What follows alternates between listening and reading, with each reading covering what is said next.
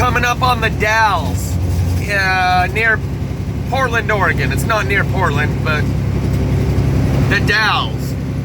And as you can see, I'm coming up on another fire. And I just wanted to mention, this could actually cut me off. This could stop my path of travel and block the road up here a little further. Which almost happened to me last year in Flagstaff, near Flagstaff, Arizona. It was night. I was going through a canyon of switchback turns, and I couldn't tell if the next corner I go around is gonna put me in the path of the fire.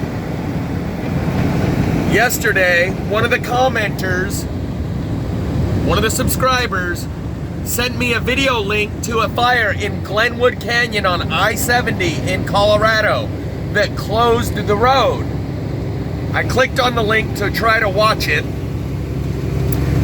and it was unavailable. I sent her a reply that said that must have been some good stuff on that video that you shared with me, because they've removed it and it's not available. See, there's the Dalles in Oregon. And I said that must have been some good stuff because they've removed it and it's no longer available. And she replied within like 2 or 3 minutes, wow, that's too weird. I just barely watched it.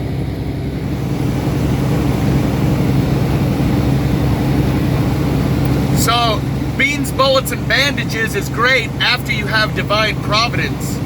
But just to try to add to your acquisition of beans, bullets, and bandages as your preparation for what's happening right now and going to continue to happen is a failed strategy for success. And the way I know is because I used to be that guy. Just a couple short years ago, I was a prepper and a conspiracy theorist, but I did not have God. And I know that right now I am much better off after having developed this relationship with God than I would be trying to do it on my own. Relying on my own provisions would simply not be enough. Nor would I even care to try to live through this storm or try to weather it, because the prospect of life after the storm would simply be too gloomy.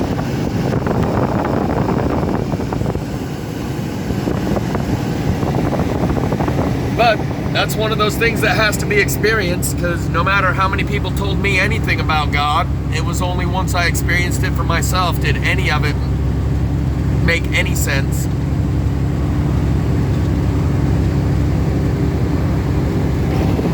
But God can give you the ability to walk right through the fire. God can bend space and time and guide meteors, switch timelines, bleed dimensions, like the ones and zeros in the Matrix, like the movie Hunger Games, where the guys at the control panel can punch a couple buttons and make the hounds of hell pop up right in front of you, or send a fireball through your neck of the woods. God can do that.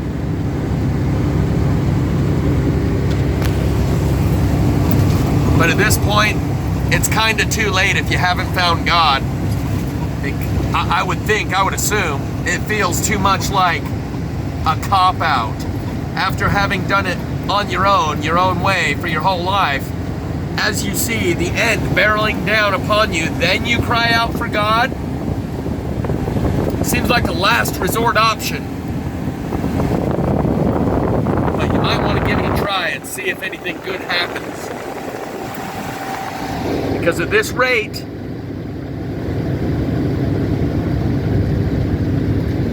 you're going to need him real soon. But the reason most people don't develop a relationship with God is because how her name has been smeared. And all the things that you've heard people saying and doing in her name have been the ultimate form of slander.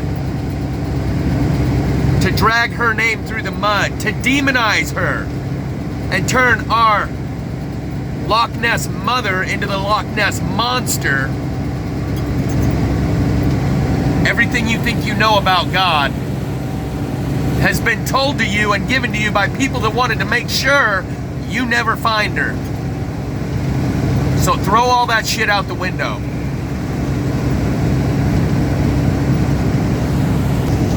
Can you picture what will be so limitless and free, desperately in need of some stranger's hand in a desperate land?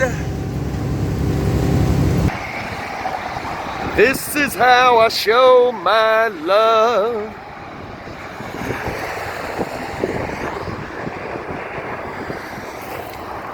I made it in my mind because I blame it on my ADD, baby.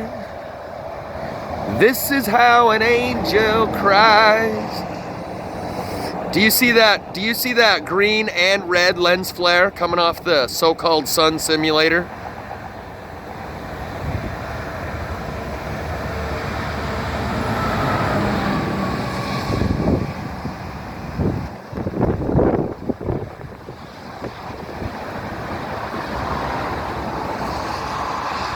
Maybe it's because of the smoke.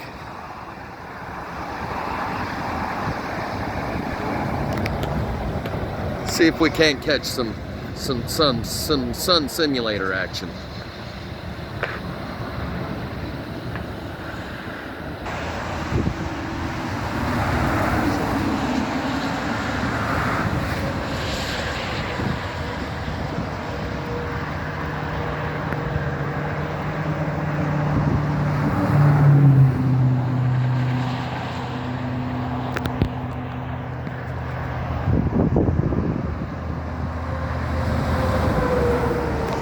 So anyway, this is what the future holds, and the future is becoming the present much more quickly than anyone would like to believe. So don't delay. So don't hesitate, 'cause your love I won't wait. Ooh, baby, I love your way every day, yeah. I wanna be with you night and day. My voice is so raspy. I don't know if it's because of singing, a screaming match I got into the other day or what.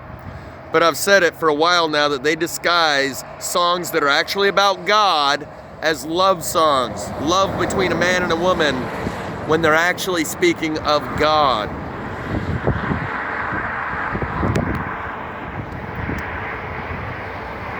The moon appears to shine and light the night with the help of some fireflies. I wonder how they have the power to shine, shine, shine. I can see them under the pine. So don't hesitate, 'cause God's love won't wait. Ooh, baby, I love your ways every day, yeah. I wanna be with you night and day. Oh, baby, please. The clouds are stalking islands in the sun. Wish I could buy one out of season. So don't hesitate. Just to close this video out on that note of them disguising songs that seem on the surface to be a love song between a man and a woman, and they're actually referring to God and the relationship a person finds with God. Link is in the description of a song called Bright Eyes. You probably heard it, everyone's heard it. But watch the video. You'll see the symbolism in that video cannot possibly be just talking about a relationship between a man and a woman. And the bright eyes that is being referred to is the same eyes that have a countenance like lightning, the likes of which Noah was described as having. You can either interpret it and translate it as horns, or having eyes that light up. Either way, if you saw someone with eyes that light up, you would automatically assume they're evil, they're demonic, they're not human. Guess what? Jesus was not of this world. And those are the same eyes that are lit up that were shown on the painting in the Springville Art Museum of Jesus and his triumphant return. Just saying, that's all. But watch the symbolism in the music video, Bright Eyes. Recognize it's not just talking about a love between a man and a woman. And if you ask any Christians, they'll tell you, oh yeah, that's all evil. That's definitely satanic.